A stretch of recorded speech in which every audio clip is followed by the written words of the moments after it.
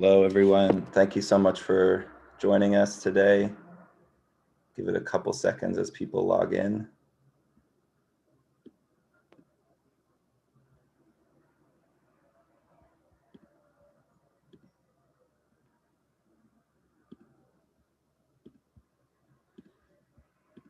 Okay, maybe in the interest of time, I'll just get started.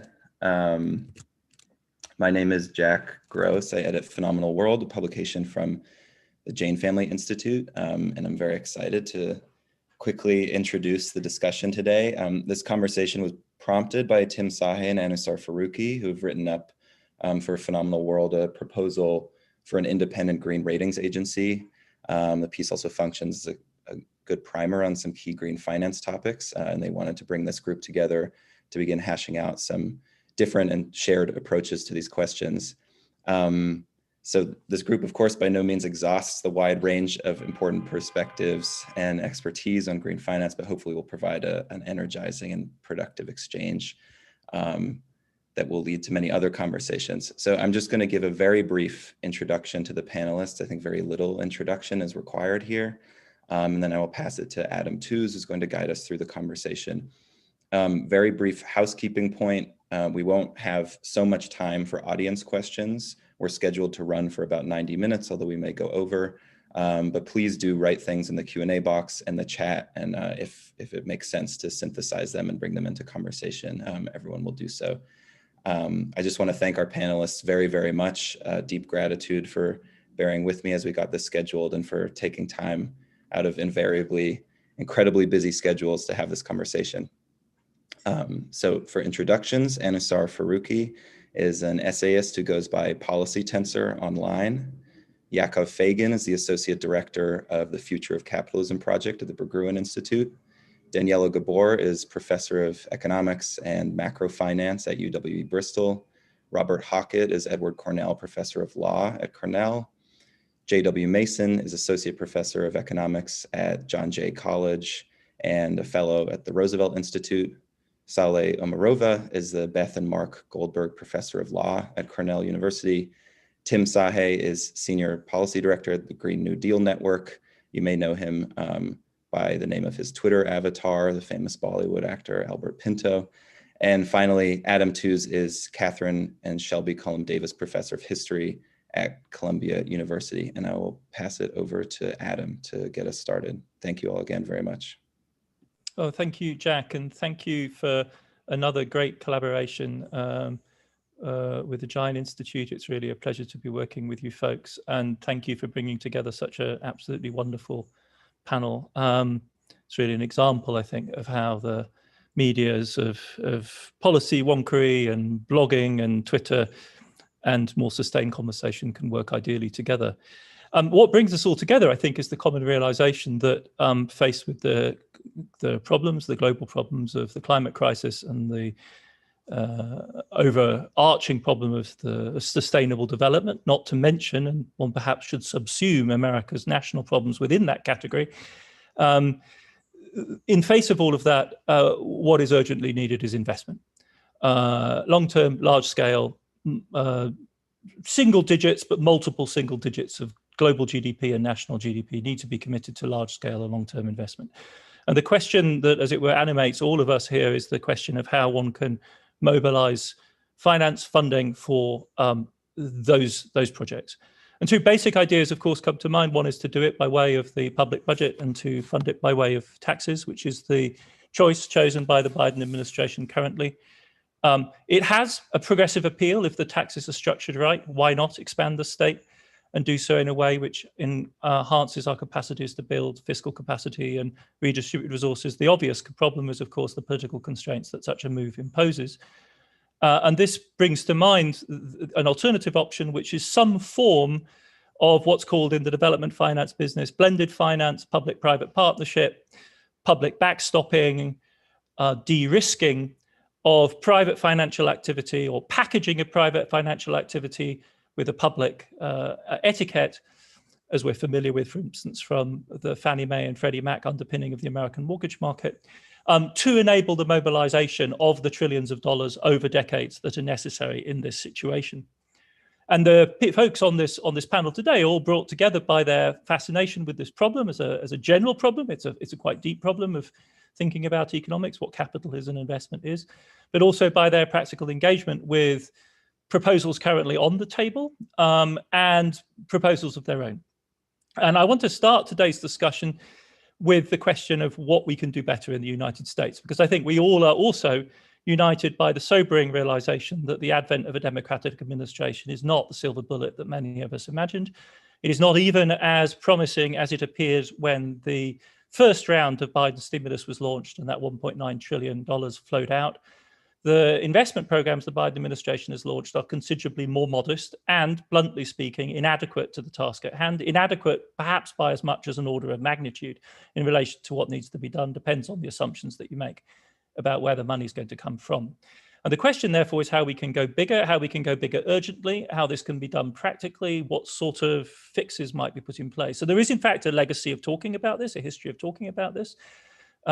Starts, of course, with the Green New Deal, but there are a variety of other proposals on the table, starting with the idea of a national investment authority, talking then about Bob's program for Invest America, and then the most recent proposal from Anusar and Tim for a public ratings agency that we want to start by discussing. And I'd like to start by asking Saule, who was in on the discussion of the National Investment Agency from the very start, to outline perhaps the logic of your idea, originally developed, I know, in conjunction with Robert and others, but now, as it were, moving through to congressional consideration. If you could give us the outlines of the basic logic of your idea, that would be a great place to start. I could unmute myself first. But thank you so much, Adam, and thank you everybody for inviting me here. And it's a big ask, Adam, quite frankly, to outline a bit the basic logic of such a complex proposal as the NIA in 5 minutes here, but I'll try to do my best again.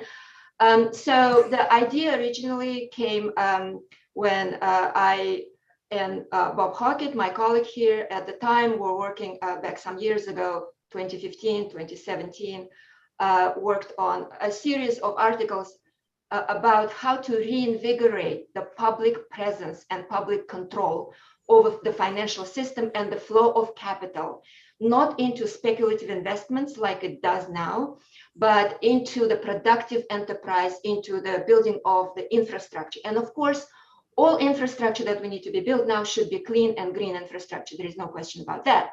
So in that sense, the idea of the NIA kind of predates the sort of the flourishing of the GND movement, but it is absolutely critically aligned with that movement in a very important sense. The way I see the NIA proposal and trying to work on it now is sort of to make the NIA the dedicated institutional platform at the federal level for really being the kind of fighting muscle of the Green New Deal and fighting muscle of all of these other movements that pursuing environmental justice, socioeconomic justice, equality, and so on and so forth, in a very practical sense. And the key to me is that this is a separate, standalone institution. It cannot be, in my view, situated inside the Treasury or inside the Fed. It has to be a standalone institution because its job has to be get inside the financial markets and effectively outcompete the Wall Street banks and asset managers that currently play an incredibly important role in managing and controlling the flow of capital. So when I look today at the conversation around the Biden's plan, I'm all for all those great ideas, and I'm also in full agreement with the critics who say that this is basically not enough money. Of course, it's not enough money, but the question is bigger than that. It's not just about the amount of money you can slap on a particular program. The challenge that we have ahead of us is a rolling challenge for the next 30, 50 years at least. We cannot possibly predict how much money we will need at what point to fight against climate change and inequality and all these other issues, right? What does that mean? That means we need to approach the problem from the institutional side. We need flexibility to create as much capital funding as possible and as needed at any point, but also to direct it in the right in the right way. So this is what the NIA is supposed to do. The NIA is not supposed to supplant or somehow replace or compete with fiscal policy and direct spending by the Department of Energy, Department of Transportation, Treasury, or whatnot. That is not the real conflict and the real point of importance of the NIA. NIA is supposed to fill the gap. NIA is supposed to introduce three things that currently are very difficult to achieve through the pure government-led fiscal policy type financing. One is the task of coordination. One of the big problems why we in the United States have not been able so far to solve even the more basic infrastructure maintenance issues, let alone rebuilding the entire economy on new technological principles, is because a lot of these loans and grant programs are, actually all of them, administered by individual agencies with their own specific mandates, right? And it's not even about the cost of funding for federal agencies or for the Treasury. That's not even the main issue. The main issue is spending authority. Those federal agencies are limited up front with respect to how they can invest, what they can fund, and under what conditions. And a lot of the projects that we need to fund, especially in terms of the Green New Deal, are by definition cross-cutting in terms of those jurisdictional lines. It's geographically much broader, it's sectorally much broader, it's much broader in terms of the policy goals. And a lot of those policy goals are not even assigned to any particular agency specifically. Like, for example, racial equality. Which federal agency specifically is tasked with that? That has loan programs for infrastructure. We don't have any of that kind, right? So coordination, understanding of how to manage that kind of transformational shift on a nationwide scale, that task needs to be housed in a very strong, standalone, democratically accountable, yet flexibly financed institution. And that's the idea of the NIA. The second thing is that flexible financing, right? The financing for federal agencies for the fiscal spending is fundamentally politically controlled. That's the point of the whole process. And it's fine if we have strong majority in Congress and we are sure that Congress will fund whatever we need, but we can never be sure of that. And even people like, I'm sure Bob Hockett will bring on Joe Manchin at some point. People like Joe Manchin, for example, right, supposedly be on the Democratic side and yet feel very uncomfortable with big spending ideas, right? So to supplement that kind of fiscally constrained and politically constrained type of spending, we need to make sure that we have a strong public institution that can harness the existing abundant private capital and pull it in the right direction. And here's where the rub is. A lot of people, when they hear that point, right, they start thinking about the old traditional PPPs, public-private partnerships, in which the public money was given effectively for management to private institutions, a lot of them banks and asset managers, who of course are only too happy to take the public money, right? But they had control with respect to where to put it, depending on how much private profit those projects would generate. So the NIA is precisely meant to replace that model with harnessing the money that is effectively not the kind of bad private investors' money, but really all of us collectively putting our little savings in the capital markets, because perhaps, because in the United States, we don't have, a social security system that would guarantee dignified retirement, right? We are captive investors in private capital markets. Right now, all that money is managed by private managers and goes into private equity funds that then basically decimate our own economy, right? That's the money that's sitting there and being used against the public interest. And we would like to have an asset manager that is publicly owned, publicly controlled, democratically controlled, although not in the same way as the actual federal agencies. And so it can provide another channel for productive investment for that kind of money. So that kind of flexibility is extremely important to add to the direct fiscal spending, especially with respect to transformative, high-risk, new technology projects or projects that are obviously not going to generate short-term profits and yet cannot be financed by individual agencies. And finally, and most importantly, one last thing that sort of makes it so important to have the NIA type entity is that the NIA at least in the proposal that is currently kind of in the works. And I'm trying really hard to draft the legislative bill in a way that keeps that idea. The NIA has to have the flexibility of tools that it can employ. In other words, I don't believe only in loans and grants as the right tool to incentivize the right investment, private and public, in the right way. We need to have control over how that money is deployed and managed on a day-to-day basis, much in the same way as private equity funds and venture capital funds control how their money is used, right? And that way, they also control the returns. And this is where we need that new function that we currently don't have in the federal system, that asset manager function, not just the lender function, but the type of a BlackRock institution, only publicly owned BlackRock. And that's the hardest part to swallow, because it does sound a little bit like making it too complicated, making it too financialized, and so on and so forth. But it is all in how we design it, because this is our chance, a standalone new federal entity of such high stature, right there on top of the pyramid of public investment, alongside Treasury, alongside the Fed.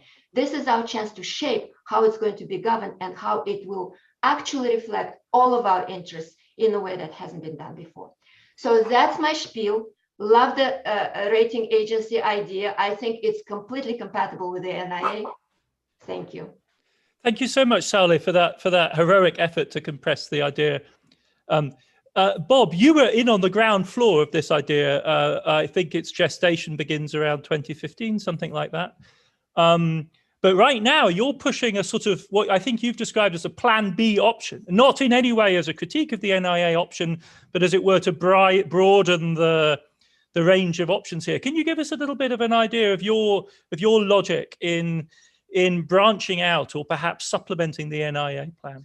Yeah, you bet. So first off, just because of what you just noted, I'm fully on board with everything Saule just said and want to sort of, endorse it. Not that my endorsement means anything, but nothing that I'm about to say is meant by way of sort of alternative, because I think the NIA isn't in any way deficient. As Saule said, right, the original vision of the whole idea here was to have a kind of freestanding sort of permanent public investment vehicle that we thought of as being sort of operationally situated between Fed and Treasury. One way to kind of, crudely think about the roles of Fed and Treasury is to say that the Fed is more concerned with modulation of the credit money supply by and large, and then the Treasury is by and large in charge of allocation of public money. And we thought, well, there are places at the margins where these two functions kind of overlap, really amount to almost the same function. And so in a sense, you need an institutional presence that's somewhere between those two extremes to kind of help fill in that continuum a bit. It's helpful also to understand why that has to be public. And our argument was, and I think remains, that the way the way sort of disaggregated finance works, the way disaggregated financial markets tend to operate is such that it is oftentimes individually rational for individual so-called investors simply to bet on price movements in secondary financial markets and tertiary derivatives markets instead of deploying so-called patient capital to actual long-term investment, not only in infrastructure, but even in industry itself, right? Even in productive industry. Basically, we've become a completely unproductive economy, essentially because it is individually rational, even while it's collectively irrational for, again, individual investors to go out there and just place bets on the secondary and tertiary markets price movements. So we thought you need some kind of public presence essentially to act as a sort of collective agent on behalf of the entirety of the collectivity, that is the public, in order essentially to handle that massive collective action problem that is contemporary finance, at least in relation to production, right? Now, the NIA idea was our sort of answer to that. It was partly inspired by the Reconstruction Finance Corporation, or the RFC, which is one of the coolest financial institutions that most people seem never to have heard of, especially in 2015, 2017, 2018, when Saule and I were first writing about it. And so that's ultimately what we think has to be done. The problem, the potential problem at least, is, as Saule noted, somebody like Joe Manchin, right? It might be, no pun intended, but it might be sort of a bridge too far at this juncture to get people like Kyrsten Sinema and Joe Manchin on board with a new freestanding institution.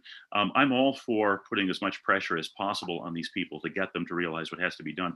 But just in case they can't, it seemed to me that it might be worth sort of thinking about things that the president can do even without a majority in the Senate, even without Joe Manchin or Kyrsten Sinema or so forth.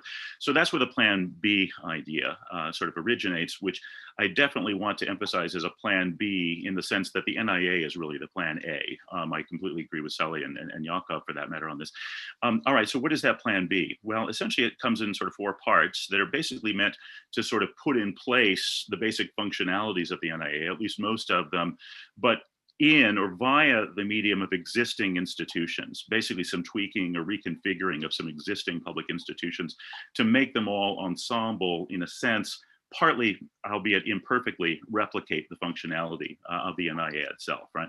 So it starts with what I call a National Reconstruction and Development Council.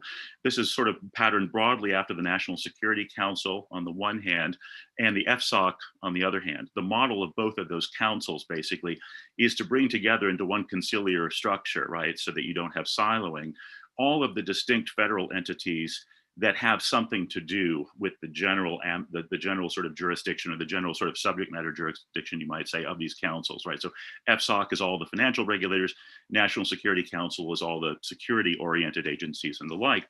And you know, technically, you don't even need legislation to do that. I mean, legislation helps to sort of formalize it. But what people sort of forget is that, you know, the FSOC had a precedent too. Ronald Reagan actually formed an informal FSOC way back in the 80s.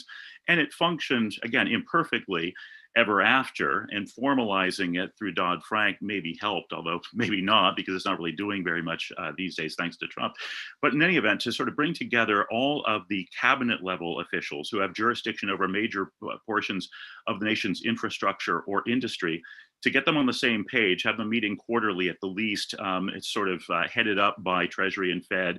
And basically their task is to develop, sort of like what the NIA is also meant to do, what we call a national development strategy, basically a long-term development strategy that is updated periodically on an annual basis, in the same way that the National Defense Posture Statement is updated every year, and in the same way that in the same way that the FSOC supposedly is supposed to be sort of developing an overview of the financial system as a whole. So that council would in effect be a democratically accountable sort of oversight body that's basically just charged with mapping out a kind of a long-term overview or vision of where we want the nation's infrastructure and industry to go. Secondly, there would be a tweaking or upgrading of another institution that people don't seem to know the existence of, and that's the Federal Financing Bank within Treasury, which is sort of a semi-autonomous entity within Treasury. It's been there since 1973.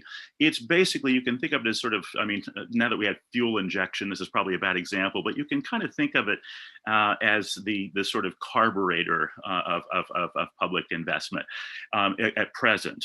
But we can convert it pretty easily into a kind of fuel injector of public investment and add on to it basically very NIA reminiscent functionalities simply by tweaking the intake and the output functions of the FFB.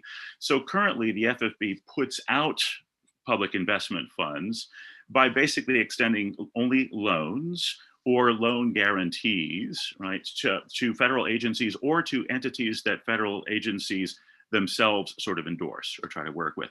And then when it comes to the intake, it's all basically appropriations, right? Just money that's put in. Well, it's very easy to add to the portfolios on either side of that, right? When it comes to the output side, why not allow for equity stakes in particular, as Saule and I have pushed for a long time, and other forms of investment rather than just garden variety loans and credit guarantees and the like. Then when it comes to the intake side, rather than relying solely on appropriations, allow the FFB to form special purpose trusts, or basically SPVs, that can bring together public and private money without giving the private money any particular control over project selection or whatever. They're just allowed to invest passively as another form of Treasury securities investment, but that's a little bit more interesting and with a bit more variety. You can form particular SPVs in connection with particular projects, particular project portfolios, particular sectors of the economy, you name it, sort of in the way that the NIA would do. Now, again, you can do a humble version of both that and NRDC, even without legislation. If you can get legislation, then you can, of course, do even more. And it might be that Manchin, say, would be okay even with that, even while not being okay with NIA. If we can get him to go for NIA, then again, I'm totally on board with NIA. I mean, I don't wish in any way to disassociate myself from what Saule and I first started doing in 2015.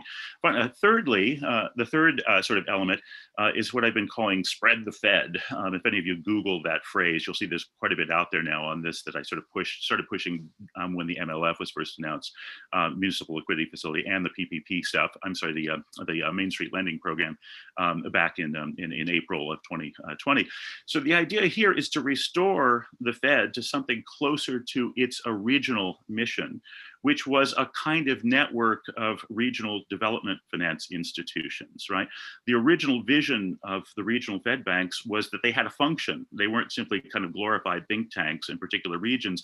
They actually monetized commercial paper, and it was required that that commercial paper be associated with quote unquote productive investments.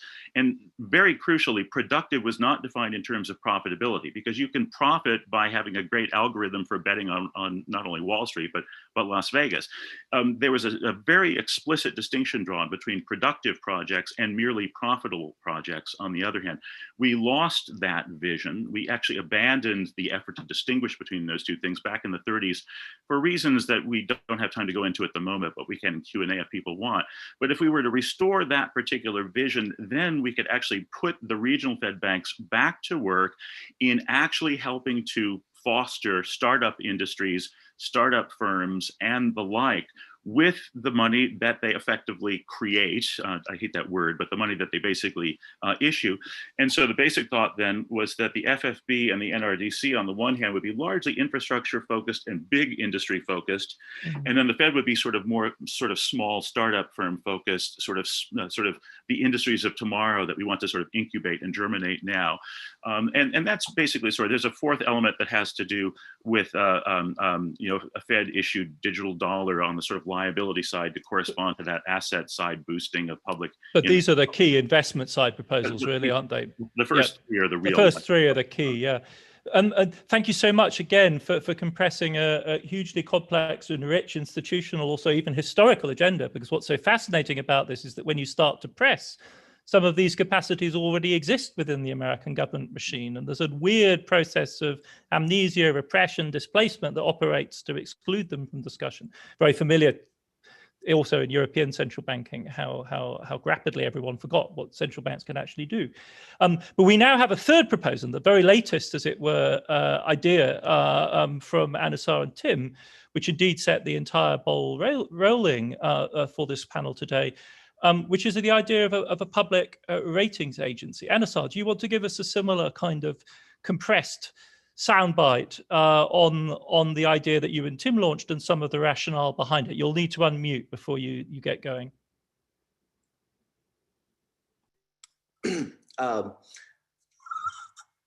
not going to go into details as much as Sally and about it, but let me just give the logic of the standalone ratings agency in a historically situated sense. So I think few people know that Trump won more votes in 72% of US counties in 2020 than he did in 2016. The class partisan polarization that became evident dramatically in 2016 intensified in 2020 and has intensified even further. So the principal problem faced by US elites is a threat from below. And this has not gone away, and this is motivating the radicalization of policy by the Democrats. And this is sort of under the electoral clock of 2022. That's what's driving the short-term escalation. The elite diagnosis of this political instability is that this is due to economic polarization, vertical polarization between social classes, and regional polarization, the rural-urban divide, the divide between the superstar cities and the left-behind flyover country. And the general idea taking shape, I think, among US elites is that economic depolarization has to be pursued as a conscious strategy of political stabilization.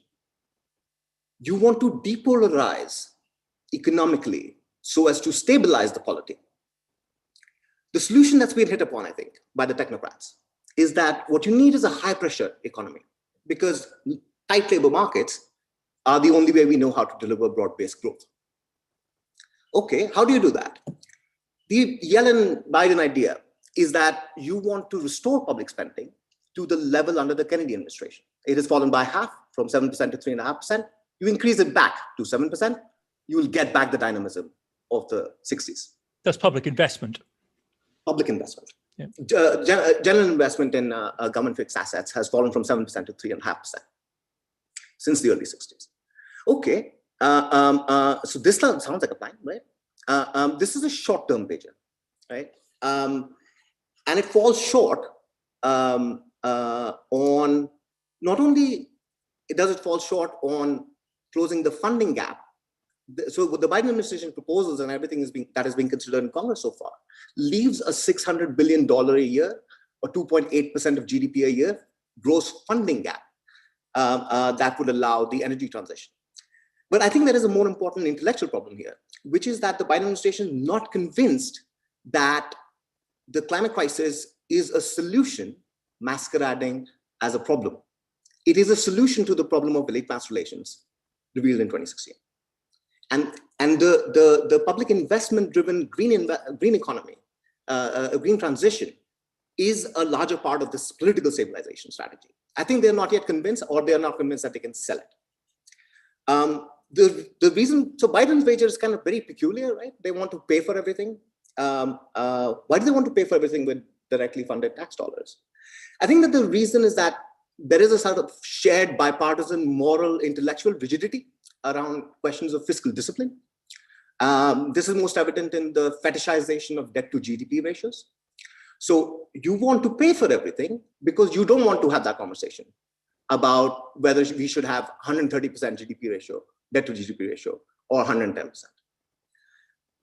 So underlying this issue is the political structure of fiscal capacity expansion being politically contested and tied and right in the middle of the trench warfare in the partisan conflict that the United States is stuck in. So then this raises a big question and a small technical question. The big question is, how do you close the funding gap in light of these structural and intellectual and moral constraints on fiscal expansion? How do you solve this political challenge posed by GOP in transitions? And the corollary is, okay, so you have a high pressure green economy as a solution.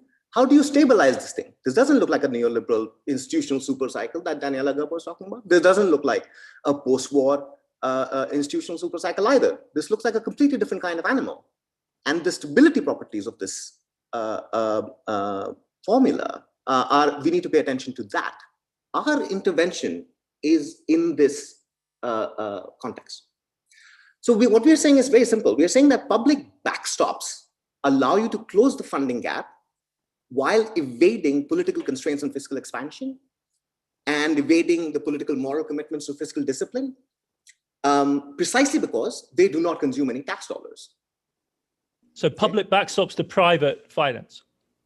The proposal that we have, once you have a ratings agency and you can guarantee prime, let's say municipal debt, then you can let 100 cities get financing at very cheap rates, at the rates that the US government pays, without spending any US tax dollars. And this allows you to evade the partisan warfare and the political constraints. And that's what's the most attractive thing about it. Okay, but the issue is that the US cannot simply backstop projects by firm cities and states without ensuring quality control, right? The full faith and backing of the US government can only be given if there is absolute assurance, quality assurance, on which there is bipartisan agreement, on which Republicans and Democrats, centrists and left Democrats can agree, okay, we'll buy the numbers that these people are coming out, like the CBO or the FDA or the SEC. We agree that those numbers are kosher, and now let's have a fight over how much we want. That is the formula of how the standalone ratings agency allows other institutions of green finance to become more effective. And okay, so why must the agency stand alone, right? And I think that the reason is insulation, and in a general sense. The default scenario right now is that this is going to be run out of BlackRock, okay? Maybe coordinated by these from the White House a little bit, but this is going to be owned by BlackRock and other financial institutions, private financial institutions with their own interests. That is a recipe for a boom-bust cycle, just like the way we saw in the deterioration of rating standards in the mid-2000s. in housing finance. And so you want to shelter it from the financial cycle so it can't be left to BlackRock and people. Okay. You want to shelter it from the political cycle. What happens when Republicans get back in? Maybe they will. Then what happens? You're going to have to face a lot of erosion of green finance institutions that you put in place when you have the balance power in Congress, right? One very crucial reason, I think, and this came to me after talking to Saule yesterday, is that this is the main reason why it is attractive to make it standalone, why it is attractive to insulate it from every other institution, because this is something, it's so small and so kind of trivial that we can sort of, not have the big partisan fights over this. And agree on the numbers that these guys come up with. So if we can, and when other institutions and other investors and firms and states and cities and so on start treating this as a kind of external authoritative voice on this kind of technical question, then that exteriority allows you to insulate it and to stabilize it. So this is part of the way you can stabilize a high pressure green economy. I just want to say a couple of words about the complementarity of this with the other proposals. And I'm sort of extremely impressed by the work that Bob and Saule have done over the past few years. And I'm very happy that a lot of this is getting into law, into the bills that Congress is considering right now.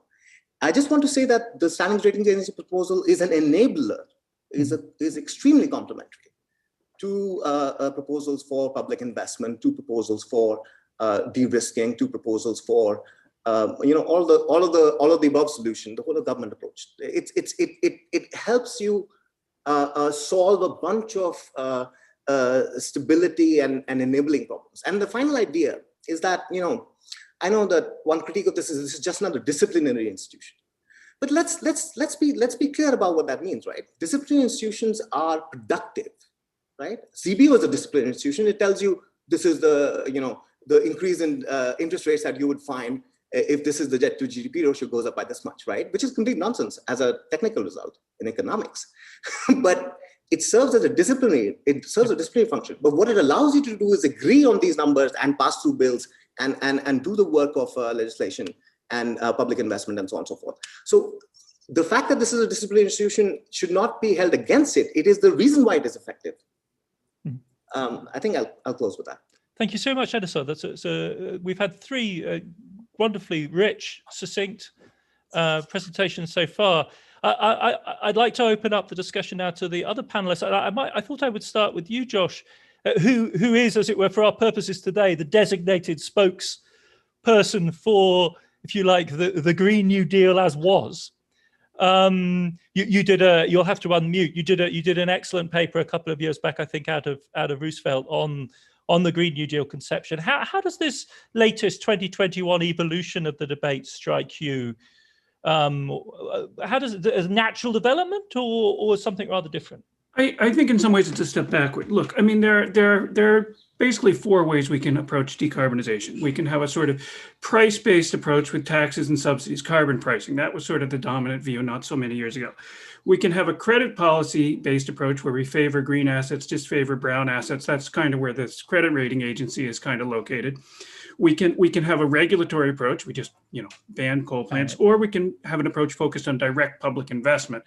And I think one of the defining features of the Green New Deal is to really put a lot more weight on the direct public investment side, that you actually just need government picking appropriate projects and financing them itself. And I think the reason we saw that shift is because of a general recognition of the limits of market coordination and the profit motive in general, and specifically the limits of market coordination when you're talking about large-scale rapid transformation. Things historically like industrialization, war mobilization have always seen a dominant role for the state in directing investment. Markets simply don't work at that speed and scale. And I also think it's because we want to link to broader issues of social justice. Saule brought up racial justice. We could talk about other issues where market incentives or credit policy are not going to do that. And it also because we have more confidence in the capacity of the federal government than we had a few years ago. If you look at, Janet Yellen the other day saying, we want a more active government in the economy. That's not something you would have heard from a Democratic administration a few years ago. And I think that links up to a notion that we want to politicize this project. We don't want to depoliticize it. We don't want it to be technocratic.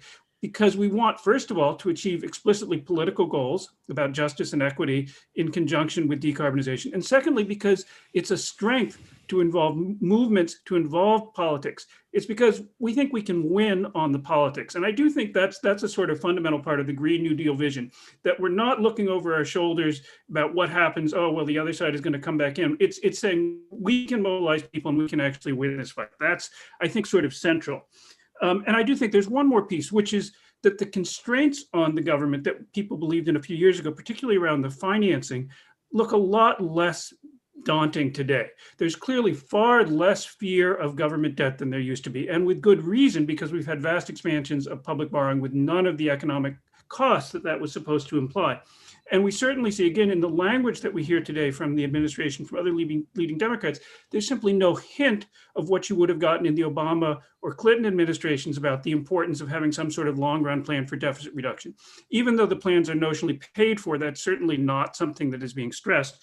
So I think there's a sense in which the political constraints on borrowing are not necessarily, and I would argue it would be a mistake to say, well, that's just given, that's a constraint we can't get around, and therefore we need to find some way of evading it or working around. We need to hide government borrowing off balance sheet through guarantees because we simply can't politically have the federal government borrow anymore. The lesson of the past decade, if we've learned anything, is that the political constraints on government borrowing are a lot more elastic than we would have thought. So I think it would be kind of foolish at this point to say, oh no, we can't go any further down that road. We've got to go back to, talking about ways of disguising it.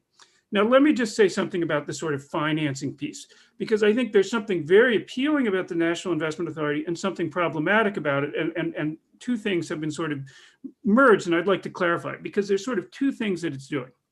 One is it's getting money from markets. It's issuing some type of new liability. It's competing with other investment vehicles to pool our savings.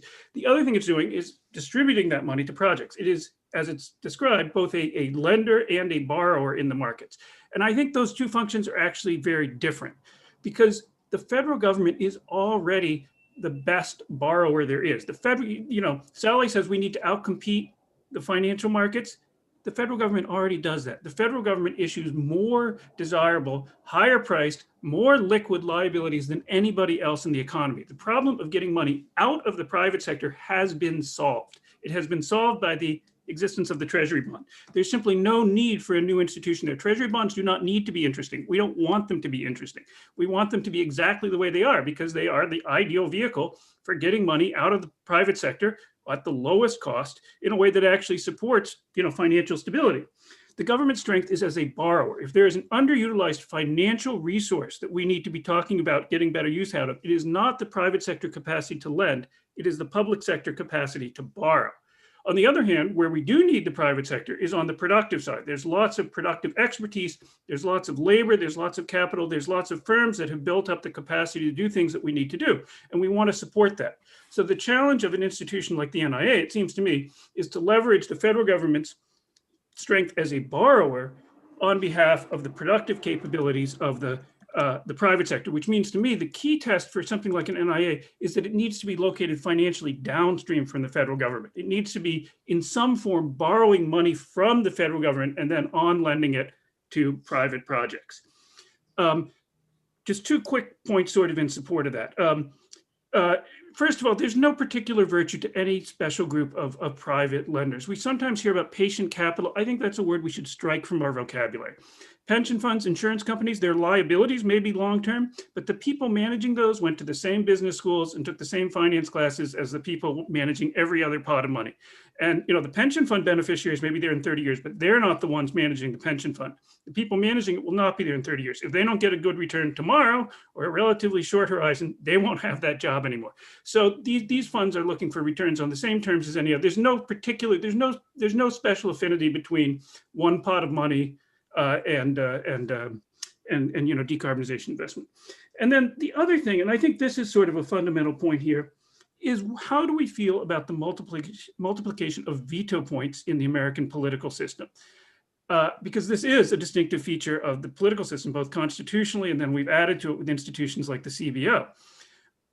the green rating agency, as it's described, is very much an additional veto point. We can't have the National Investment Authority autonomously deciding what investments it needs. There should be a separate body, like sort of CBO-like body, that's going to vet that.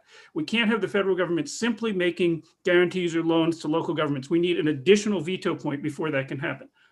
I think, and I would say a lot of people, I would say on the Green New Deal side of things, would say that the proliferation of veto points in the American political system is a bad thing, that the role of the CBO has been quite negative. It has been an obstacle to the kind of spending that we need to make if we're going to decarbonize, and that we do not want to multiply additional veto points. So an appeal of something like the NIA, as Sally lays it out, is that it centralizes decision-making about green investment. It actually reduces the number of veto points in the system. It reduces the number of overlapping jurisdictions.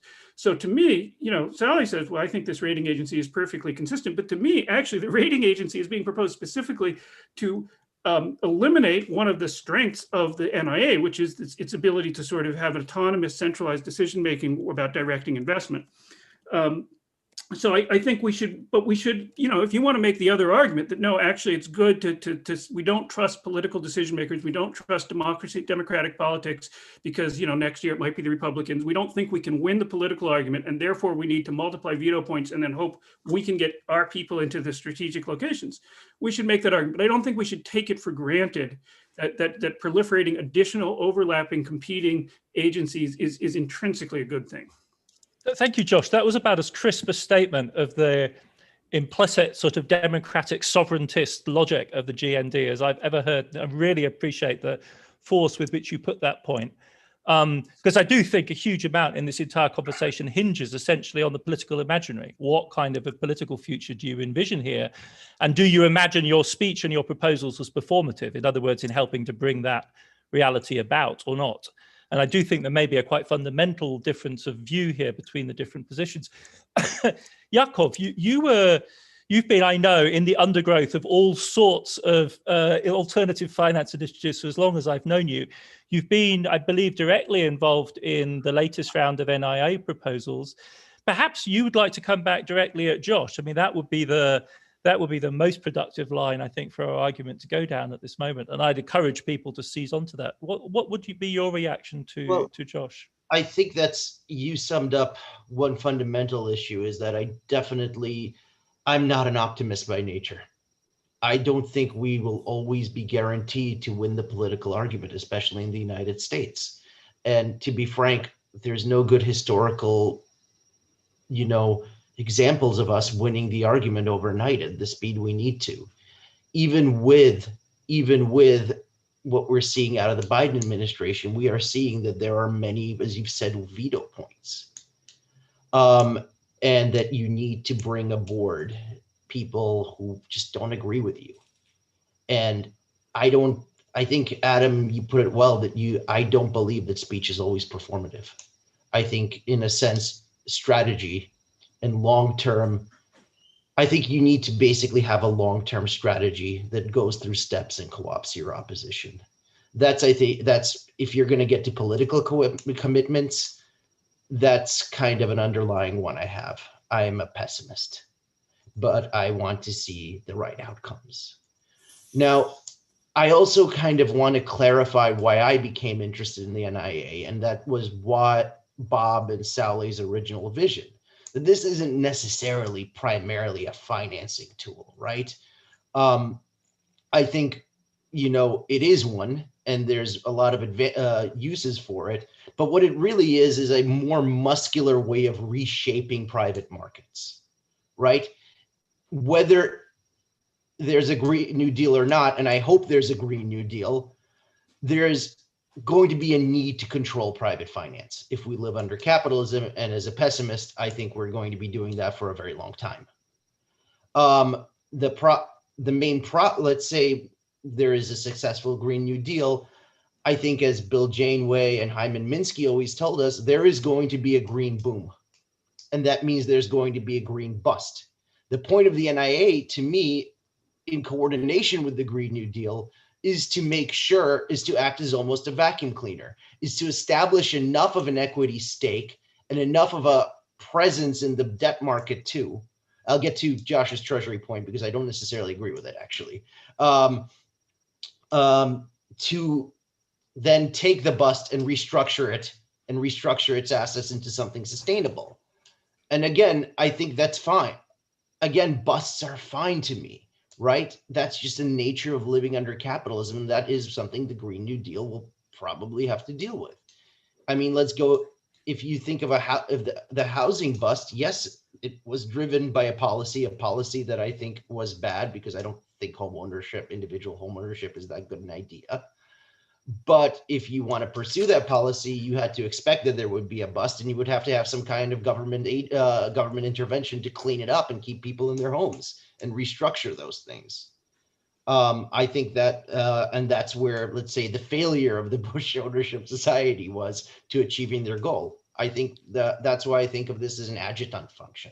And you're right? also, however, you said skeptical about Josh's, in a sense, classic point, right? That we've already solved the financing problem because the US Treasury is the I mean, I come at this because as you know, Adam, I worked on corruption and offshore markets, right? That was what I fell in love with. And those markets do not like, even in their, let's say, not corrupt form, they don't necessarily love US Treasuries. Right. They buy a lot of speculative assets because they're searching for a lot of yields, and those assets are extremely toxic. Right. And my primary interest is to suck that money up and make sure it doesn't go to toxic assets. That's really well put. Can I bring in Tim at this point? Tim, I mean, a brilliantly, sharply made point by Josh, as ever.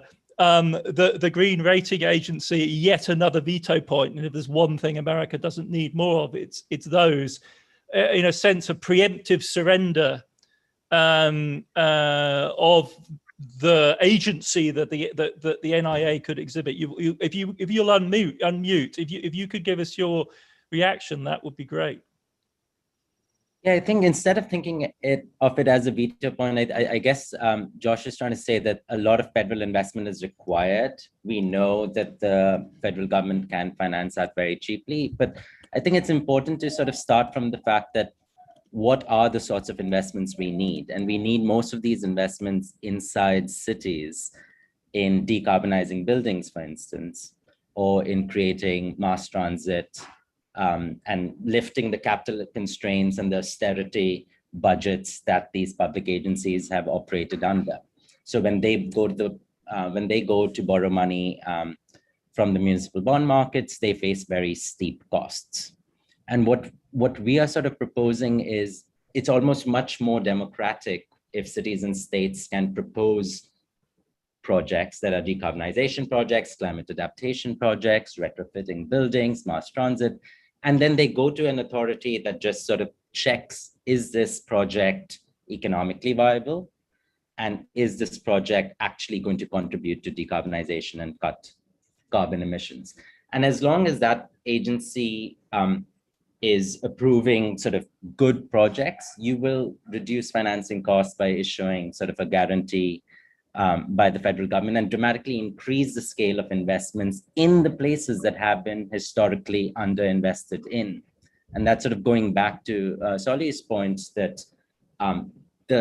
this grinding austerity in largely majority minority cities, particularly in the American context, is terribly racially unjust. These are the places that are going to be on the forefronts of the climate crisis, and they are the places that need the loosest financing available to do the necessary work that needs to be done. And the second point I'd like to make is that this sort of ratings function is currently being performed. It is, on the one hand, being performed currently by BlackRock, and on the other hand, it's currently being performed inside federal agencies that have to judge the climate risk on the assets that they own. So if you are the Fannie Mae or Freddie Mac, you have to decide, where am I going to fund projects? How much energy efficiency and loans do I give for people to install heat pumps and insulation and solar panels and so on? I have to decide, the places that have a lot of flooding risk should be continued to provide cheap financing in those places and so on. So this sort of ratings function is already being performed in a multiplicity of places, both in a multiplicity of public agencies and in very many private standards, ESG ratings that are prone to regulatory capture and are prone to greenwashing. So all we are proposing is a much more sort of efficient place to do this all in one credible agency for a whole bunch of distributed places. Thank you, Tim. That was really helpful, I think, to understand the logic. I don't often get the chance to talk to Daniela Gabor about American financial issues all the time, about the Eurozone, occasionally about global development. But this is, I think, perhaps my first chance to hear you. Of all the super subs in history, we're bringing you on at this stage feels like a real chance. What is your take on this American debate? What side do you find more compelling in the range of positions that have been outlined here? Thank you, Adam, and hi everybody. I might disappoint you by bringing in Europe into this conversation, because I think to some extent what I've been hearing for the past hour is a conversation that European political scientists and political economists have had more or less for the past 5 years. And I think if we bring in the sort of European angle to this conversation, I will fall more or less on the side of Josh's arguments. And let me start by saying that to me, the question of politicizing this is not simply to put a big state at the center and its balance sheet at the center of the low carbon transition, but to also recognize that the politics is also in some of the proposals that Anusar and Saule have described, and there is some very important politics at play there. And let me start with the idea of this public ratings agency or a public green standard, as it were, and remind our listeners that Europe has that already. It has been negotiating, has been agreeing and negotiating it for the past 4 years. And to my mind, it is a very powerful example of what happens when you try to design green standards or a taxonomy of sustainable activities without properly reforming the financial system and without sort of scaling back the power of carbon financiers and other sort of vested interests. So sort of in very short, sort of broad terms, I would say that there has been a process of diluting what are sustainable activities and what are green activities, or what would be these green standards that Anusar and Tim are referring to, simply because you can't take the politics out of identifying sustainable activities. I don't know how you thought of that, but the idea that you'll have Democrats and Republicans sitting and happily sort of shaking hands over this narrow set of green activities that we can finance. Well, you just have to look at Europe. You have to look at Poland and Germany versus France and Spain. Or you have to look at the way in which BlackRock has been accompanying the European Commission's work on the sustainable finance taxonomy throughout to sort of, to my mind, put to rest the idea that you will get some big political compromise much easier than the kind of political compromises that you're looking at now in the US. So to me, it's not an easier political solution, not from the experience of Europe. And I think to some extent, the fact that the US is having this conversation now simply reflects that you guys are kind of latecomers to the party of green finance that has started a long time ago in global and European circles, probably because you had a president that really didn't care to be involved in it. And your private financial actors have been very critical to those conversations elsewhere. And I don't think that they will stay on the side and watch happily while the public ratings agency is going to sort of come up with a public good definition of what is a sustainable activity. So I'm kind of interested of how you deal with that political question in that sense. I think for Saule, I mean, I really like the idea of a public BlackRock, but can you have a public BlackRock in a private one? This, if I look at the experience of the European Investment Bank or other sort of development banks that we have and we have tried to use to mobilize and leverage private finance, again, there are very important questions there that I'm not sure that we have answered. And just to finish on the sort of US part, I think it's also very important to bear in mind that at least in global regulatory circles and in central banking circles, to which there is a conversation going on, which the sort of US Federal Reserve is starting to join, not only about how do we promote green, because I think what we've discussed so far is mostly how do you promote green investments that are truly green. But probably for me, the most important aspect of this is how do you stop carbon financing? How do you make sure that the existing financial system, globalized in nature, dominated by large private asset managers, don't continue to lend to carbon activities? How do you not have what Fabio Panetta from the ECB called carbon financing leakages, in the sense that, okay, you might have some nice green standards in the US, but your private financial actors are going to do carbon lending somewhere else. And by doing that, you haven't solved the low carbon transition. And maybe I think Adam and the rest of us agree that we'll talk to sort of the broader global aspects, because I understand that in a sense what the US does kind of changes massively the rules of the games everywhere else, but there are rules of the game already set up that I think create some very important questions of kind of, I would say, green accumulation from the global south into the global north that we really need to discuss more carefully. And I really want to get there in 5 minutes. It would seem a shame, though, not to give our original round of contributors at least a minute each to come back on the response. I would really implore you, though, Anusar, Robert and Saule, to be brief, so that we can move to that broader agenda. And we have in Daniela one of really the world's leading experts on this here, and so we must get to this phase. Anusar, in 60 seconds, your reaction. Okay. I want to push back against the idea that these 4 ways that Josh laid out of funding the energy transition are in any sense exclusive. And in fact, we need all of them because of the scale of the challenge. Josh's optimism about political constraints being steadily lifted sounds premature to me.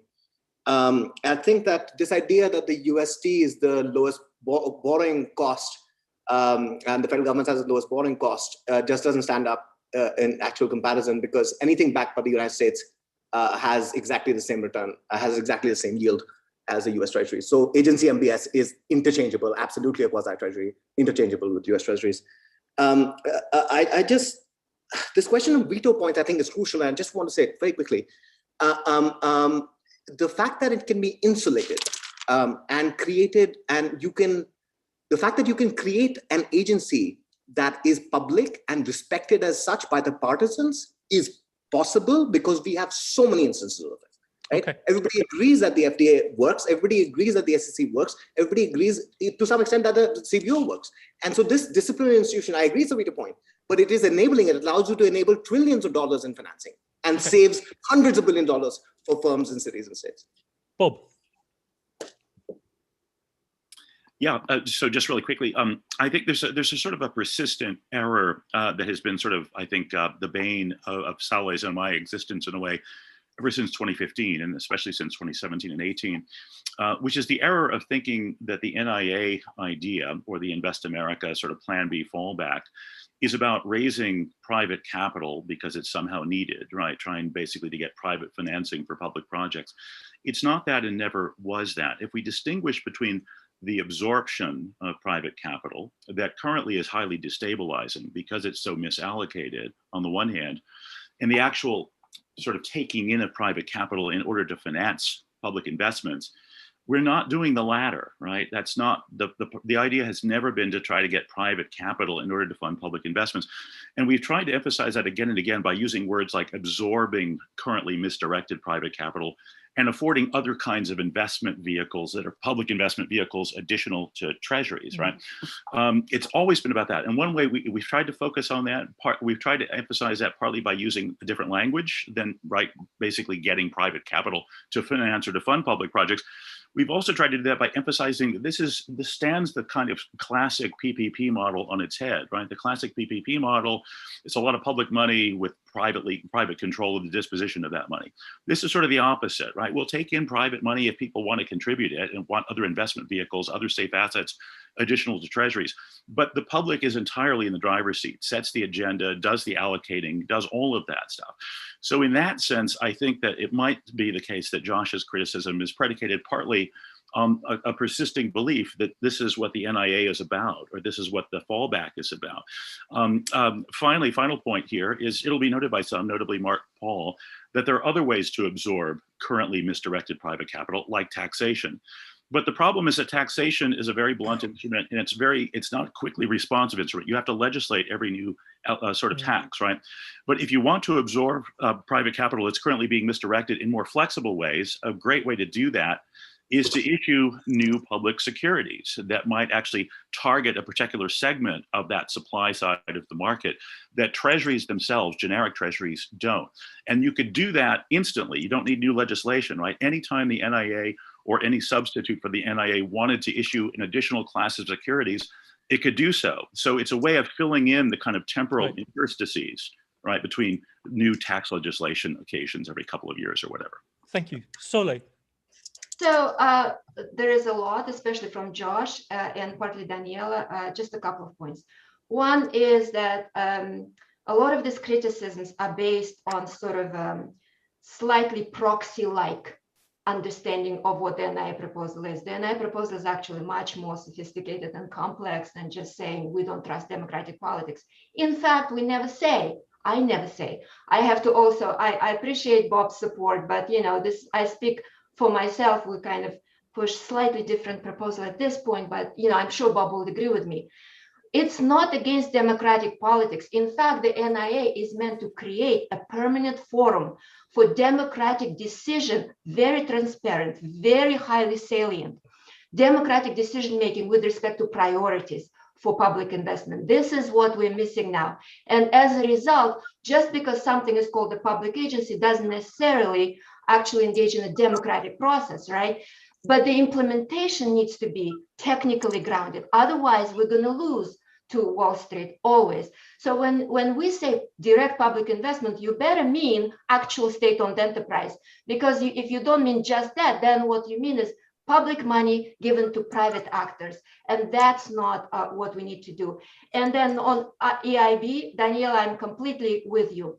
The way the NIA is actually meant to be a different model than EIB, right? So the way we basically get rid of those carbon financiers is we starve them of their sources of capital. And it's not about some kind of dedicated affinity or special affinity with Green New Deal. It's about that. Give them a safe asset that pays more than US Treasury bond and take them away from the current carbon financiers. That's how I would answer that. Wonderful. Thank you so much. I think what this shows is just how urgent and fascinating this conversation is and how it really does move and begin to move and enrich the agenda of progressive thinking about these issues. It's even more urgent when you read Daniela's work on which takes us beyond the ambit of the American situation out to the world, because of course, given the structure of global finance, that too is in fact an American story. And what Daniela has coined recently is a phrase to capture and describe this entanglement of global finance and global development finance, which is a riff on, of course, the familiar term, the Washington Consensus, but it's a different part of the United States, which is now in the driving seat, and all the more interesting and fascinating for that reason. It's what Daniela calls the Wall Street Consensus. So Daniela, maybe you can give us a sense of what you mean by this new critical term for thinking about the way in which global development finance operates. Yes, thank you, Adam. Let me see if I can share my screen, because I have I had 3 slides, but some of them have, some of the points have already been discussed. And can you all see this? Yep. Let's see if I can. Okay, so just to give you a sense of, I mean, some of the comments that I've made already come from the work that I've been doing for the past 4 to 5 years, tracking both evolution of the debate around greening the financial system and the low carbon transition in Europe, but also achieving the sustainable development goals within the framework increasingly of low carbon transitions. And what I have here is a kind of comparison of how a low carbon transition would be organized, where you have Wall Street in the driving seat or where you have the state in the driving seat. And I want to focus on the yellow bits there, because that's the most important part. And it's important, I think, empirically, because I want to stress this. This is the status quo. This is what we are looking at in terms of the global configuration and the global discourse and the narrative of how do we close the sustainable the gap in the carbon transition of private finance, of the state being a de-risker or risk taker of last resort. In other words, guaranteeing returns for private finance and escorting private finance not only into development asset classes in the global south, but I think there will be, as the Biden plan, infrastructure plan, if the Biden infrastructure plan doesn't get Congress approval, you will hear this logic more and more also in the global north. The idea that the money is there, it's private money, all we need is to make sure that we create mechanisms to escort it, not to regulate its way into it, but to escort it towards those climate ambitions. And I call this the Wall Street consensus to capture the political power of the private finance, in what we call, with Yanis Daftermos and Joe Michel, a financial globalization supercycle that we had over the last 40 years, in which BlackRocks and other asset managers have become increasingly structurally more important and very important to notice, more politically powerful in shaping global conversations, not only around development, but I think also low carbon transitions. And I challenge you to just Google nature as an asset class and spend 5 minutes thinking about what is nature as an asset class as a political project, right? Very far away from the kind of conversations we have around green bonds. And there are, just very briefly, to talk about some of the political economy of this Wall Street consensus. I think what is interesting to me as a critical macrofinance scholar is the fact that it reimagines the state, right? We tended to criticize the Washington consensus because it marginalized the state and it put it in this position of creating markets for private capital. What the Wall Street consensus does is it reimagines the state as mainly a tool for de-risking, for channeling fiscal resources into guaranteeing returns for private financial institutions. We have at least two, I don't know if I can count more legal scholars here who can talk a lot about the importance of the legal structures that are organizing financial assets, but we can see that in the growing public importance of public-private partnerships, where some of these de-risking commitments for the state are coded, and in the global south, but also in the global north as well, you can see the way in which public-private partnerships are imagined as the vehicle to generate or to create what we used to think of as public goods delivered collectively by the state. Now, the idea is that the state has to work with the private sector. The private sector builds and manages and finances these commodified public goods, and the state is in the backseat and it de-risks them. In other words, it provides guarantees against demand risk, right? So if there is for example, a global pandemic and citizens cannot pay highway tolls, then the state will compensate private operators. If the citizens cannot pay for health costs, the state compensates PPP operators in the health system, and so on and so forth. Along any line that you can imagine, the World Bank has a proposal in order to maximize what they call private finance for development. So this comes not with a radical reimagining of what we tend to think as collective public goods, because citizens become user fee payers, and their access is conditioned by that. But also, I think, and far more, to my mind, also politically is very important, but more interesting in terms of recent developments, because that's a Washington consensus sort of classic political move. What is more interesting is the way in which the state works hand in hand with private finance in order to create green markets and in order to de-risk investments in these green markets. And if you have seen the ongoing conversations in private finance around ESG, around environmental, social, and governance standards, you will have seen that there is a gigantic wall of portfolio inflows into ESG assets. And I think that's not incidental. It's not a Bitcoin fad driven by Elon Musk and other large, important public figures. It is private finance strategically positioning itself for what is coming, because central banks in particular have recognized that you cannot think of financial stability without thinking climate, and you cannot think, and if once you think about climate change, then you have to put in place some regulatory regime around it. So what we have now is an epistemic capture by private finance of what is green and what is dirty in terms of sustainable finance taxonomies. Even where you have public taxonomies like we have in the European Union, they go hand in hand with these private taxonomies. I have not seen very successful attempts by the public sector and by the state to sort of orchestrate a democratic, accountable way of organizing this taxonomy. And this matters tremendously, because the way in which private finance has gained this is to expand the definition of green to everything. So if you can put everything in the green bracket, then you can let central banks regulate dirty activities, because there aren't any left. So it's great.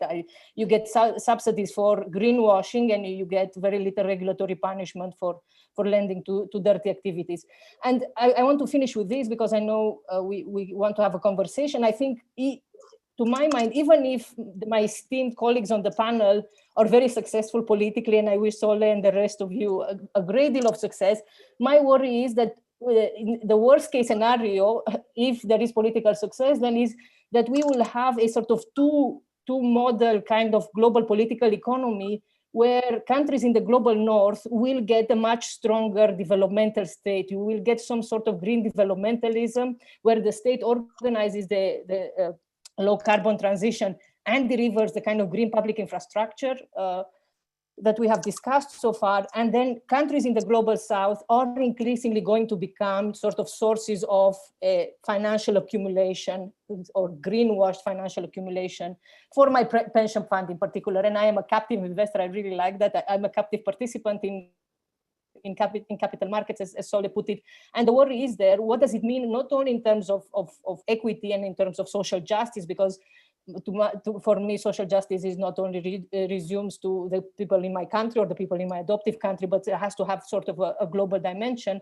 But what does it mean in terms of our ability to really deal with the climate crisis? Because to me, in the end, the challenge is not to have better, faster trains in the US. The challenge is to make sure that the Antarctic doesn't melt, because we have not been able to properly regulate the financial system, and to properly regulate and eliminate as much as possible carbon activities from the global economic system. I'll finish here. Thank you. Daniela, thank you for that. Brilliant. Could you just leave this slide for a second? Leave this slide for just a second, if you would, because it seems to me it provides us with an opportunity to reframe the question of politics that was, as it were, so salient in our previous first hour of discussion. Because in an American context, of course, first and foremost, we think simply of the bruising partisan Dems versus Republicans, on which all our fate seems to hang as of 2022. But your graphic, I think, also allows us to give a kind of analytical purchase on some of the deeper issues that Josh's intervention also brought up, because this may be too stylized and you may hate this, but as a sort of memnonic, it seems to me that one way of thinking about our current dilemmas is the progressive move to revert from the yellow boxed future that Daniela's pointed to us to a strong reassertion of the green left-hand panel, which is a more classic conception of the sovereign state and the citizens as the central actors in this drama? Or is, as it were, the only realistic, and to that extent, and of course the stakes are all really about what type of progressivism do we align with, is the progressive move to attempt to impose on Daniela's world, which we all instantly recognize as soon as you describe it to us, as it were, a scribble, maybe in red or maybe it's in blue, that's an unpopular color in Europe right now, of a new democratic politics operating in a meta level on top of this, right? So it's not just simply a question of having, as it were, the Green New Deal stand side by side with the National Investment Authority, nor is it simply a story, though that's a brilliant vista, of, as it were, a core north where the state returns, and then, as it were, a wild south where the Wall Street consensus prevails. But even in our own countries in the north, as we know only too well from last year, and a desperate attempt to kind of superimpose some kind of politics on top of this world, this yellow world that you've drawn. And I think that's another way, I think, of thinking about our dilemmas right now. And the charitable reading, I think, of the NIA proposal, of Bob's proposal, of the ratings agency proposal is an attempt to operate within the yellow world, right? Because I think one could read your criticism as an almost Foucauldian kind of, none of you realize how deeply entrenched you all are in this network already. And so, and I think another reading would be the one I'm suggesting. Anyway, I'm sure if you would now unshare, Daniela, that would be great. And we can open up to reactions. I imagine that lots of people will want to come in. Yakov, you're first out of the traps with your hand up. So, and then Josh, I see you, Josh. I want to clarify, I think, something Josh thought I stated, which I didn't, is I don't think we need to soak up kleptocratic money. If we're going to get to a debate on kleptocracy and offshore pools, okay, I actually think we need more precise instruments for legitimate actors that have yield management issues and that are targeted and controlled enough and have actually less liquidity in a certain sense to make them transferable, to make them unaccessible, to make them harder to access for illegitimate actors. And that's why I think Bob's right in the chat. You know, taxes are great. I would love to give the IRS a full access to the Pentagon to collect them when necessary. But that is indeed a blunt instrument. And in some ways, it's easier to create circles of people allowed in and people allowed out of certain kinds of privileges to hold assets than it is to actually take it by force. Thank you, Yakov. I'll take that as it were a reverb of the conversation that was going on a minute ago, and it's a very valuable one. And if you're following this conversation, you'll see there's a parallel conversation going on the chat all at the same time. So if I could invite you to respond directly to Daniela, I think I saw Josh's informal hand, then Anusar, then Saule, and then Bob. So I'm glad that Yakov brought up this issue of giving people the yield management they need, because I think that's actually one of the fundamental divides here, which is that a lot of this green finance stuff is motivated in part by the need, valid enough from their point of view, of various financial actors to have higher yielding instruments to own. I don't share that as a goal. I don't want to give them the yield they want. I don't think that's our responsibility as a public, and I don't think that green finance or decarbonization should accept in any way the need to provide the yield management that private actors need. I don't care if these big pots of money get the yield that they want, and I don't think that we as a public should care. So that, I think, is actually sort of a fundamental divide here. Now, I think the other point, I think there's a little bit of a misconception, or let's say different conceptions, when we talk about the ability to regulate markets by competing with BlackRock or by competing with other alternative forms of investment. It seems to implicitly assume that there's a sort of fixed quantity of financial capital out there, such that if the government or the public offers more good assets, then we'll have a proportional decrease in the quantity of bad assets. From my perspective as a sort of post-Keynesian economist, I just don't think that's how financial markets work. I don't think that you're going to diminish the quantity of bad finance by competing with it. As I say, we've already outcompeted with it. We've already offered enormous amounts of debt that public markets will love to take up, but it doesn't diminish their capacity to issue debt for other purposes or other types of financial instruments. If we want to limit a lot of stuff that currently happens in the financial sector, and I 100% agree with Saule and Yakov and others that is something we need to worry about. The tool to do that is regulation. You're not going to achieve that by offering like alternative assets that will somehow outcompete the bad stuff. And in addition, again, I would not want to subordinate the, from my point of view, overwhelming priority of decarbonization and the green transition to that kind of goal. Thank you. And no one has stressed more forcefully than Daniela in all her work on repo markets, in fact, the central significance of good, safe public debt to, as rocket fuel for all types of market-based finance. Anusar, do you want to come back to respond to Daniela? Unmute, please. You'll have to unmute. Sorry. Just to quickly respond to Josh first, he's simply wrong that anybody is proposing higher yields for investors. We're proposing the lowest yield for investors.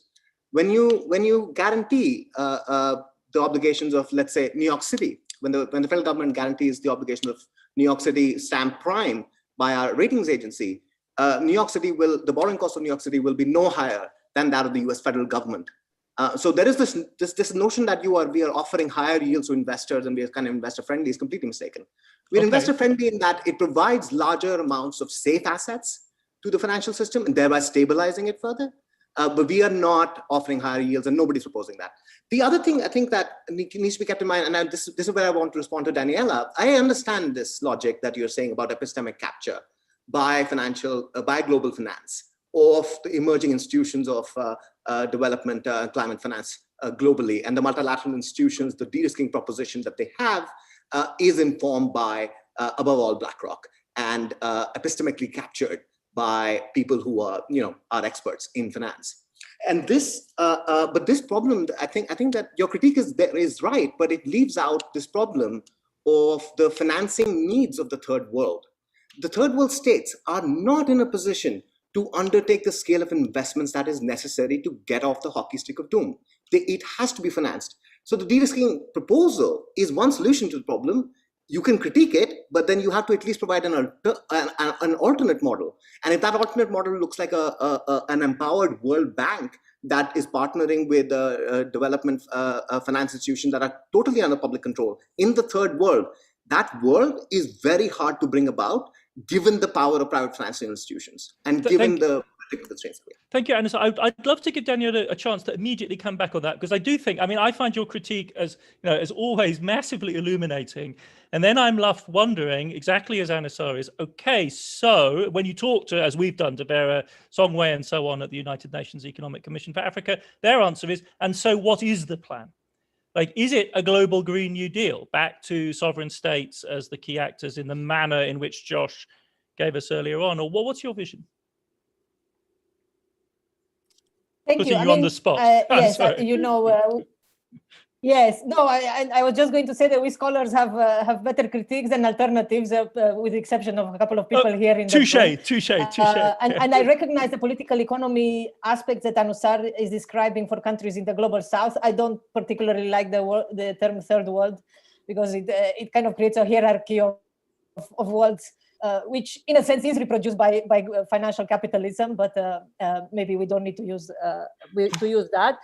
Having said that, the idea that somehow you will get that, I just want to say first that is mobilizing private finance, the idea that somehow this solution of de-risking can work with a proper tweaking, I am very doubtful of it, because it is not organized in any way to sort of coherently coordinate the developmental needs and the low carbon transition needs of countries in the global south. These are kind of isolated pickpockets of public-private partnerships done for mega infrastructure projects, captured sometimes or in alignment with domestic political elites, because it's always nice to sell politically, 20, 30 billion of investment in renewable energy, in a renewable energy plant. So to me, the problem is that there is no developmental vision there. There are significant fiscal costs. I just invite you to look at the case of Ghana or Nigeria in de-risking private financial inflows into natural gas or into, mostly fossil fuel. Also, there are examples of countries who are now have committed to pay for 25 years prices for renewable energy that are probably going to be very expensive in 2 or 3 years from now. And precisely because there is the very legitimate question of how do you generate fiscal capacity in countries in the global south that are exposed and do require US dollars or foreign currency in order to finance some of the low carbon transition. I do not think that the answer is, well, deplete that meager fiscal capacity by guaranteeing US dollar returns for private financial investors from the global north. This is my problem here, is that it's fiscally, it's expensive, developmentally is absolutely, in a sense, it's incoherent. There is no coherent development strategy there. And I mean, in terms of the solutions, I guess if, and somebody asked in the chat, and I want to engage with that question, they asked the question of how do you, I think it was something around the idea of regulating or the role of the central banks, I mean, and political pressure. It is from civil society organizations, it is important to bear in mind that we could get a lot of mobilizing of private finance for green assets if we had the proper taxonomy and the central bank said, penalize brown. It's very simple. You'd get redirected financial flows, new ones. And of course, here with Josh as a post-Keynesian, I have to recognize that the financial system continuously creates new credit. And if we are not carefully, we'll continuously create dirty credit as well. So there is a political strategy to continue to pressure central banks in the global north, like Greenpeace has done in the work that we've done with Greenpeace, where we had a couple of paragliders going onto the building of the ECB in Frankfurt to tell them to change their monetary policy strategy because it is subsidizing carbon financiers and it's subsidizing fossil fuel activities. That is on the global agenda. And this is a far more important entry point to my mind than coming up with a green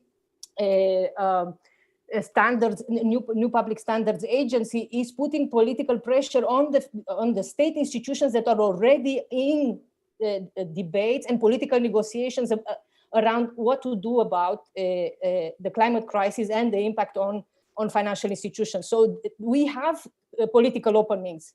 I think we have to make better use of them. Thank you so much. That was a brilliant improvised answer to an impossible question in a sense. It does seem to me, Jack, that the next session we should do is stopping brown finance. Enough of this positive talk about how we encourage green investment. We need to talk, maybe not Andreas Malm's suggestion of blowing up pipelines, but we need to be talking about the financial equivalent of how do we stop this? Because all of the problems get much easier if all of a sudden you're freeing up 3, 4, 5% of GDP that are currently going in the wrong direction. The equations get a lot easier. I'm conscious of the time. We've overrun. I'm also conscious that I see Bob and Saule there, and being, as it were, early into this field, and in a sense the originators of many of these conversations. I'm delighted to wrap things up with you. Maybe Bob, you would go first, and then Saule, you'll bring us home, and then we'll aim to conclude by 11:45 or so. Great, thanks, Adam. Just a couple quick points. Adam, the first point is just in connection with something that you noted. Going back to Daniela's panel, or sort of image of the yellow side and the green side. I think maybe Saule, of course, will correct me if I'm wrong here, since she'll speak right after me. But rather than sort of saying that we are trying to work with the yellow side because the green side is sort of a dead letter, or it's, you know, yesterday's news, or it's early 20th century, but not now. I think a better way maybe to characterize things is, I think Saule and I both see the green side as being present still, but in attenuated form. The yellow side being quite present and in oversized form. Probably they'll always both be present, or at least for a long time, if we're pessimistic in the way that Yakov described. And so one way of viewing what Saule and I have been all about is we want to shrink that yellow side and grow that green side. Almost kind of like, you know, the best clue to what Keynes meant by the socialization of investment in the general theory is the Yellow Book that he put together for the Liberal Party in 1928. And you might recall that in the Yellow Book, he sort of foresees about 2/3 of the economy being public sector driven, on the financial side, that is, and about 1/3 being private sector. And I think that might be about right. That's probably where we're ultimately going to end up. And I think one way of viewing what Saule and I are pushing is something kind of like that, or at least something in the same family. Final point sort of riffs off of that, and it has to do with the endogenous money point. So Josh, I think, very helpfully pointed out that it would be a mistake, and actually Daniela riffed on this too, it would be a mistake to suggest that there's a sort of fixed quantum of investment capital out there, and so it's really just a question of sort of where it gets allocated, but it's basically a fixed quantum. Saule and I, and other work that we've been doing for a long time, are all about endogenous credit money generation, publicly, ultimately originating with the public. And so without, you know, there's no question but that if we're going to have sort of competing public sector investments, in order for them to be competing, you've also got to do something about modulating credit aggregates as a whole, right, on the regulatory side. And of course, that's our day job, right? Saule's and my day job is, as professors of financial regulation, we're kind of all about that. And Saule did really famous work even about 10 years ago on precisely that subject. I did less famous work in that area. And so, you know, we're entirely on board with that point of Josh's. Thank you. Thank you, Bob. Saule. So I, first of all, yeah, let me tell you, Josh, that of course we don't make that. I don't make that assumption about finite capital and somehow, no. It's not that. It's the global finance is a very dynamic menu of choices, and the dynamics how investors and others make decisions in that on that menu is much more complex than just like some kind of finite amount moving from here to there. But it is about signaling, and it is about defining the direction for future flows of capital. But I want to go back to Daniela's green and yellow visuals. I love that graphics. I think it captures exactly where we are. My two tweaks, right? One is the yellow stuff. It's not just about epistemic kind of victory, right? It's not just about our consciousness of how things work. This is actually how things work right now. So what we understand right now by public investment, EIB is a perfect example, is in fact exactly what you're critiquing, de-risking, right? My fear is that what's currently in the green, right? The key pocket there is what you call the green infrastructure, right? Like when the money goes from the public into that box, what happens there? And I'm afraid that in practice, unless we have an institution like the NIA to really take care of what happens inside that box, we will in fact replicate the yellow box, because that's how it's likely to happen in one form or another. And we may not even understand that some companies that are receiving public money, right? We think it's a public investment, but they're actually controlled by Goldman Sachs of the world, right? That's and I think on that note, I think all of us ultimately agree with the fact that we don't want the replication and the continuation of that yellow box. The yellow box is basically what creates that illusion of things getting done, and in fact it's all greenwashing, and it hurts all of us, right? And so we want to make sure that the green box stays pure. How do we get there? Is it just about talking about public investment, or is it about facing difficult choices and institutionalizing, operationalizing them? That's the key. Thank you. Thank you so much. The panels like this generally leave one a little unsatisfied that they could have gone on forever, or you wish that some crucial point had been illuminated. I have to say, after this one today, I'm feeling much better. I think it was short, it was brief, it could have gone on for hours. But I think actually the discipline and focus of all our panelists was such today that we stayed on point, we followed each other around. It's been an absolutely fantastic conversation. I hope we can do this again soon in this group or some recomposed group. And I do think the idea of having a conversation about how we stop flows is really an important one. And I would love to get the views of this group on that crucial issue, because I think that's one of the remaining sort of comfort blanket thoughts that we cling to, is that this is all going to be simply win-win for powerful people. And it may in the end not come down to that. It would be historically unusual if that were the case. So anyway, thank you very much for a really brilliant conversation. I look forward to being in touch in all the usual ways in which we see each other practically every day and continuing this. And thank you again to the Giant Family Institute and to Jack for pulling this together. You folks have emerged as a really crucial, indispensable hub in this conversation. Check out the blog, check out the many brilliant papers that they publish and their other events. See you all. Thanks, guys. Thanks, Adam. Thanks, everyone.